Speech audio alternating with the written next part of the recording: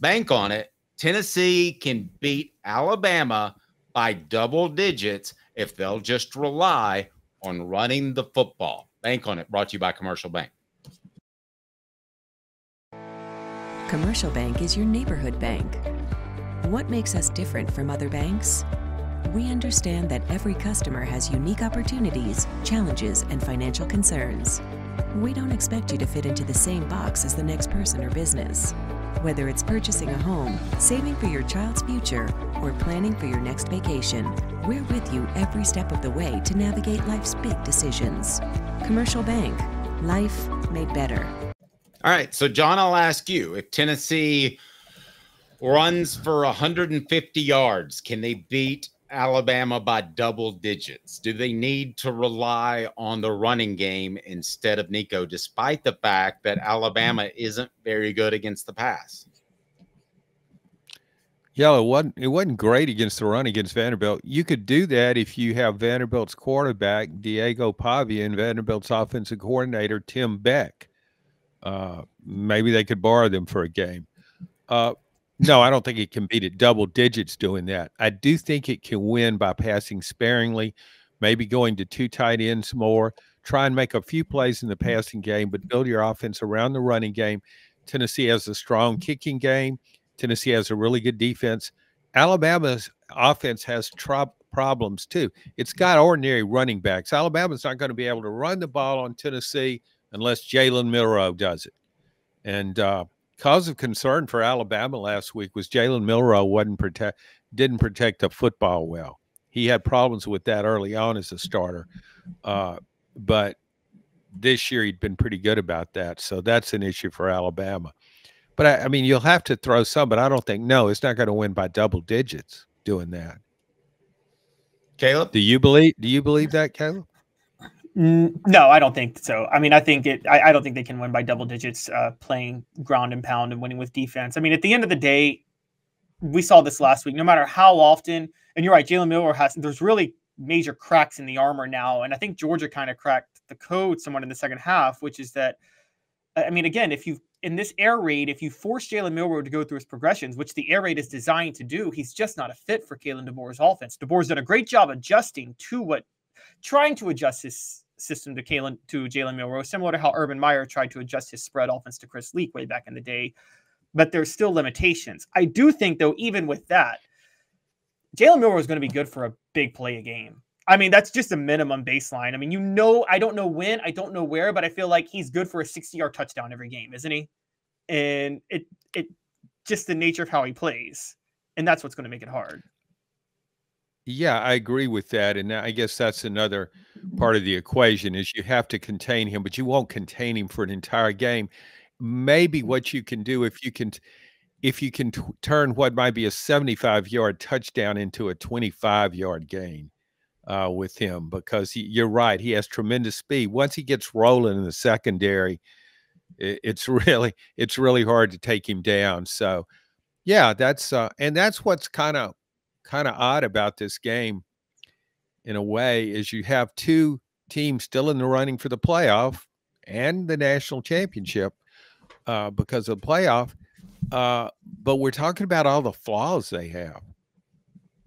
Yeah, and we're talking about yeah, and I'm sorry to interrupt, Caleb. I'm a firm believer that that's just where college football is right now, John. And I think you and I have discussed this earlier.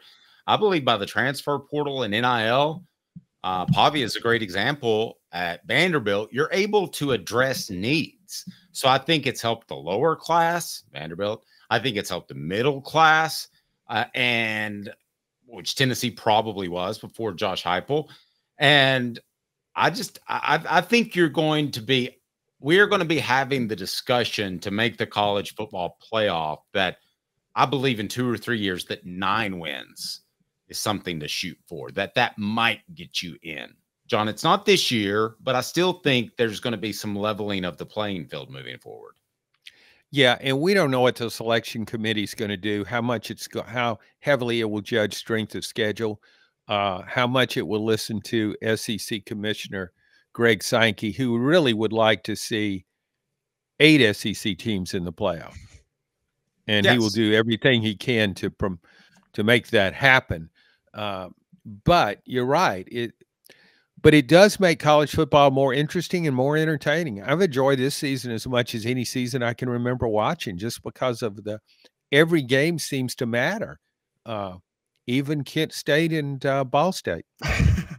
I mean, y'all. Caleb, I'm your huckleberry. are you willing to admit right now that the regular season is better because of the playoff? Go ahead. You know, you would think that I am John's age and John is my age, because I'm the one who is nostalgic for the just BCS era, and I just want the two teams going. But I get it, John.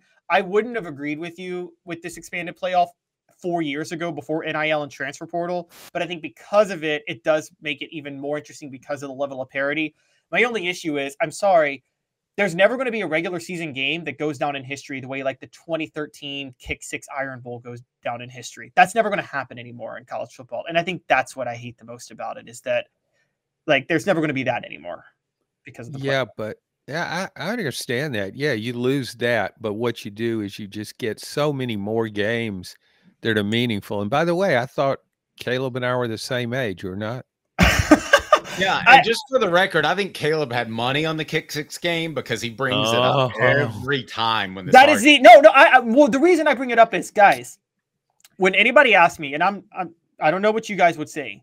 You know, some people say Ali Frazier, some people say a Super Bowl here or there. When someone asks me what's the greatest spectacle, the greatest moment you ever witnessed in sports, it's that Kick 6 and the aftermath of that game. And I mean, Vern Lundquist, to his credit, even said, he said that moment, the magnitude was so great. Gary and I decided not even to say anything for the first like few minutes, just to let people watch. College football was the only thing that created those moments, man, in the regular season. And I'm 98 Tennessee Florida. The same thing about the Miracle on Ice. He got out of the way too. I mean, and he had to be like, "Do you believe in miracles?" Yes, he had to get memorable. No. So, John, let me ask you, what's the greatest game you've ever covered? That I've covered, it would be Southern Cal against Texas at the end of the 2005 seasons. Because of all the things surrounding it, Southern Cal going for 3 straight national titles, which is so rare to pull off. In Texas, and 2 of the greatest college football players of all time weren't great in the pros, but Reggie Bush and Vince Young, they made plays in that game that I just haven't seen many guys do. I still recall you asking about the Reggie Bush lateral. You asked Lane Kiffin about that, who was on the Southern Cal staff. Do you remember his response? I'm not sure I do. I do. He was as dumbfounded by the question as he was by the lateral. I remember you ask, and John doesn't go to every press conference, and he asked questions that are a little deeper than the average. Hey, how's that backup offensive tackle doing? That was kind of my job. But John asked, well, I just did you ever see Reggie Bush do anything like that in another game or practice? And Lane goes, no, never. Not in practice, not in a game, never, ever, ever. And it was one of the classic moments in press conference history. I thought Lane was, the way it answered it, it was almost as though he was seeing the play again in his head. It's one of the strangest plays I've ever seen in a game, but I think it spoke to Reggie Bush's ridiculous talent at the college level. He genuinely believed he could do anything. I'll just throw it over my head to this guy over here, and he'll run in for the touchdown, and I'll celebrate with him in the end zone. Didn't work out that way. Remind me when we had an older guy in my neighborhood that could always get to the hoop and score. And we said, you shoot too much. So he would just dribble underneath and then back it out, then dribble underneath and back it out just to show us that he could. That's what it reminded me of. And yes, that was the most bizarre play. Now, let me ask you this, though. What's the more bizarre play? That lateral or Tennessee going for it on 4th down at their own, 11-yard line? Last week, yeah. Both were bizarre in different ways. Yeah, the Reggie Bush play, both had a stunning quality to them. But Reggie Bush's play was happening at full speed. I mean, this was it was improv. I mean, Reggie Bush just, I think I'll do this. Boom. Josh Heupel had time to think about this, and here's what he came up with. Just so strange. I mean, I remember Hal Mummy at Kentucky going for it on the first series from like his own 21-yard line, 4th and 9, and just going for it on 4th down. Of course, it didn't work. That Josh Heupel that Tennessee made the first downs irrelevant. It just was the strangest call. I'm trying to think of a stranger call by a Tennessee coach.